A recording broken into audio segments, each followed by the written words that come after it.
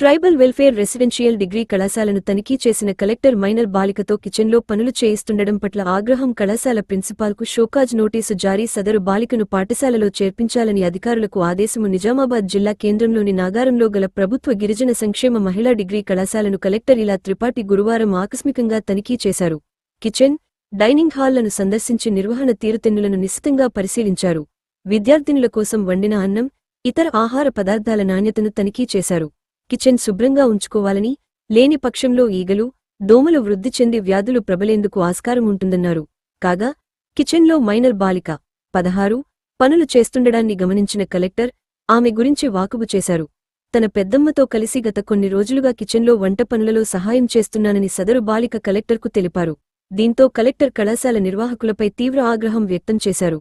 చదువుకునే వయస్సు కలిగిన మైనర్ బాలికతో ప్రభుత్వ విద్యాసంస్థలో ఎలా పనులు చేయిస్తున్నారని నిలదీశారు. దీనిని తీవ్రంగా పరిగణించిన కలెక్టర్ ఇలా త్రిపాఠి, కళాశాల ప్రిన్సిపాల్ సయ్యదా జైనబ్కు షోకాజ్ మెమో జారీ చేయాలని సంబంధిత అధికారులను ఆదేశించారు. చక్కగా చదువుకోవాలని, ప్రభుత్వ పరంగా అన్ని వసతులు కల్పిస్తామని బాలికకు కలెక్టర్ భరోసా కల్పించారు.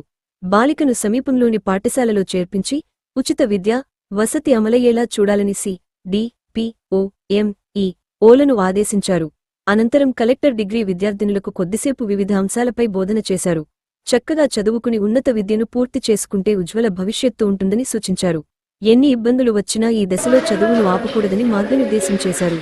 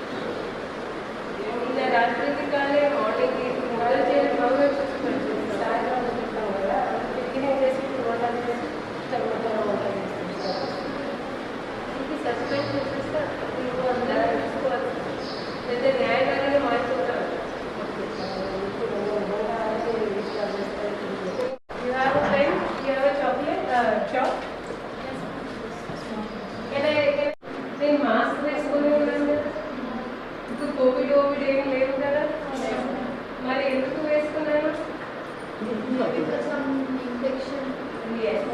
అంటే 2